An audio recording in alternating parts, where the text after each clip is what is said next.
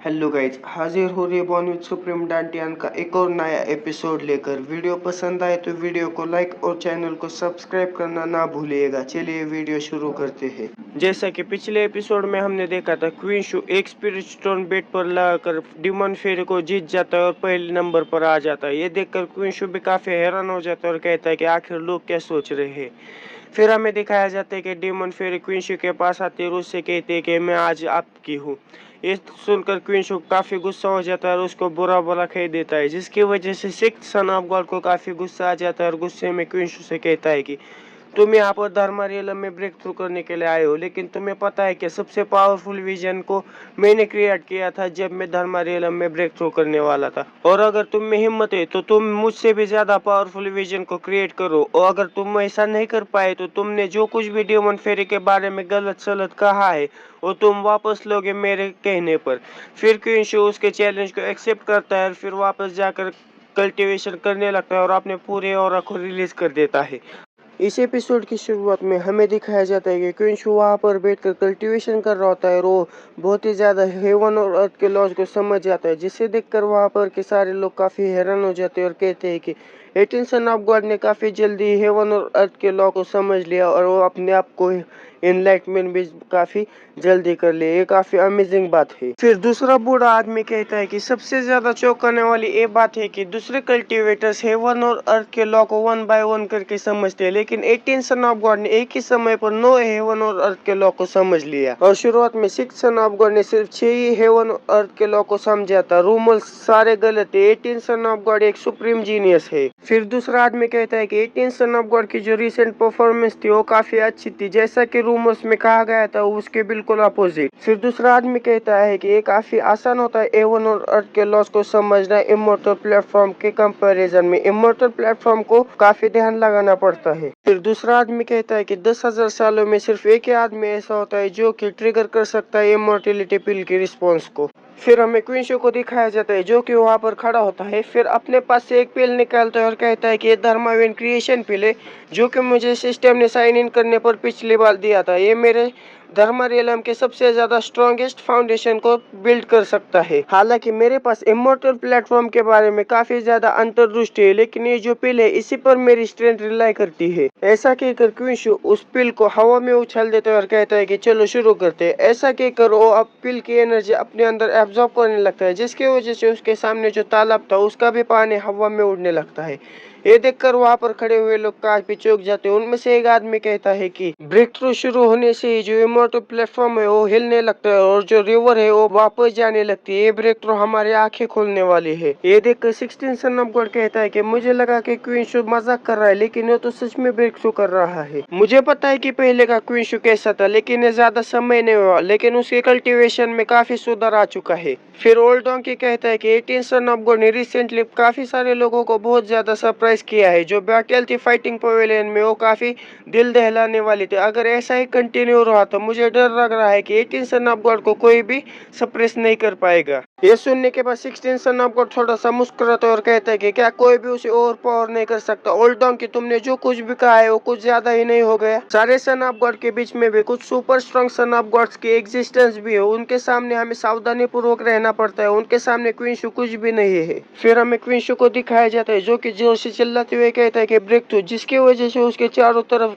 काफी ज्यादा एनर्जी फैलने लगती है और जो पानी होता है वो भी हवा में उड़ने लगता है। फिर हमें दिखाया जाता है कि आसमान में चारों तरफ काले बादल आने लगते हैं, जिसे देखकर नीचे खड़े हुए लोग काफी हैरान हो जाते हैं और कहते हैं कि आखिर मैटर क्या है, ये आसमान को पूरी तरह से काले बादलों ने कैसे घेर रखा है।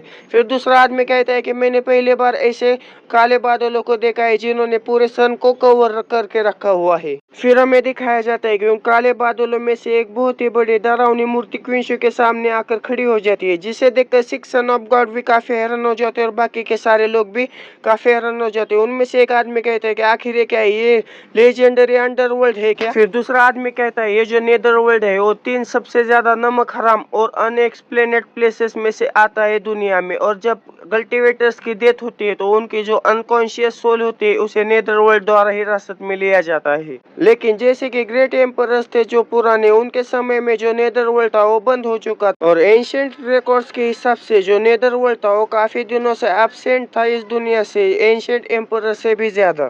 फिर दूसरा आदमी कहता है कि यहाँ पर एक थ्योरी भी है, जो नेदरवर्ल्ड था वो कम्प्लीटली डिसअपीयर हो गया था इस दुनिया से हजारों सालों पहले। ये सब देखकर 16 सन ऑफ गॉड काफी डर जाता है और कहता है कि आखिर ओल्ड क्वींशु के साथ क्या हो चुका है कि वो एक मॉन्स्टर बन चुका है।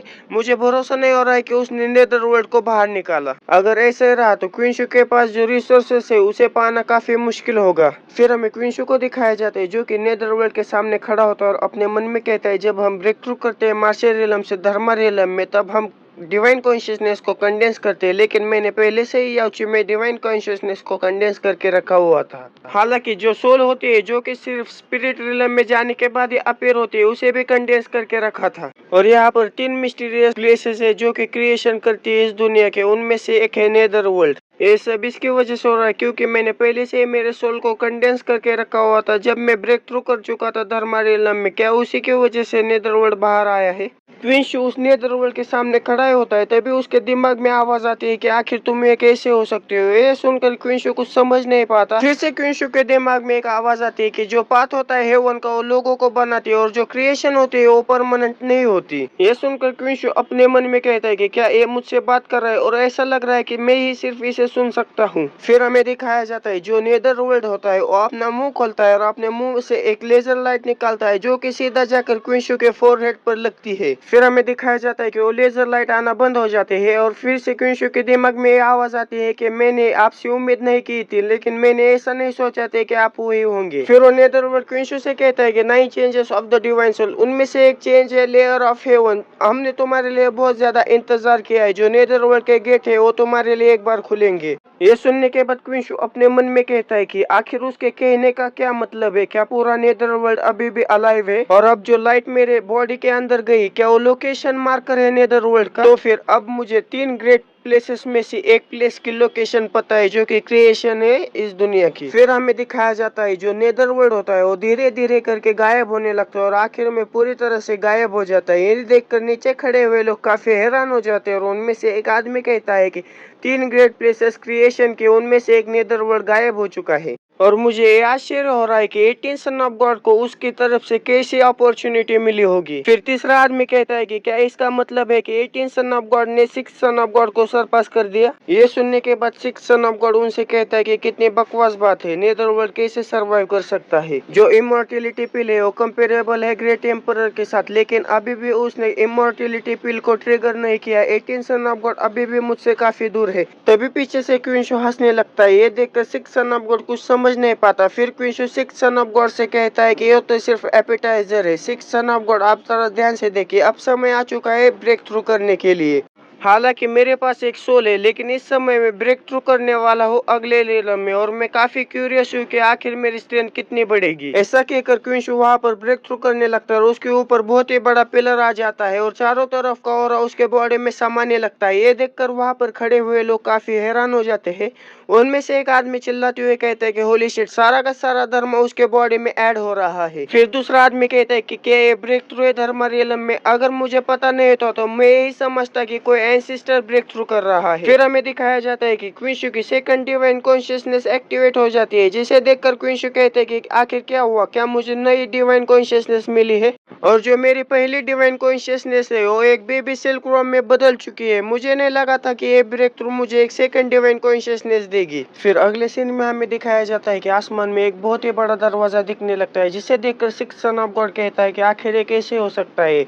18 सन ऑफ गॉड ने भी इमॉर्टिलिटी पिल को ट्रिगर किया। फिर नीचे खड़े हुए लोग आपस में बात करने लगते हैं। उनमें से एक आदमी कहता है कि एंशिएंट ब्रॉन्ज गेट, इसका मतलब है किसी ने इमॉर्टिलिटी पिल को ट्रिगर किया है। फिर दूसरा आदमी कहता है कि 18 सन ऑफ गॉड हमारे एक्सपेक्टेशन पर खरे उतरे हैं, हम फिर से एक मिरेकल को विटनेस करने वाले हैं। फिर हमें दिखाया जाता है कि वो एंशिएंट ब्रॉन्ज गेट धीरे धीरे खुलने लगता है और उनमें से ह्यूमन शेप इमॉर्टिलिटी पिल बाहर निकल के आती है और अपने आंखें खुलती है। इमॉर्टिलिटी पिल को देखकर 16 सन ऑफ गॉड कहते हैं कि ये तो ह्यूमन शेप इमॉर्टिलिटी पिल है। हालांकि एक इमॉर्टिलिटी पिल कंपेरेबल है ग्रेट एम्परर के, लेकिन ऐसा कहा जाता है कि जो ह्यूमन इमॉर्टिलिटी पिल है उसके कई सारे पहलू होते हैं जो कि काफी मिस्टीरियस होते हैं। फिर वो इमॉर्टिलिटी पिल अपनी सुगंध को चारों ओर फैला देते हैं, जिसे सूंघ सुनकर वहां पर खड़े हुए लोग कहते हैं कि ये कुछ सही नहीं लग रहा है। एक ह्यूमन शेप्ड इमॉर्टिलिटी पिल के पास अपना सुगंध कैसे हो सकता है?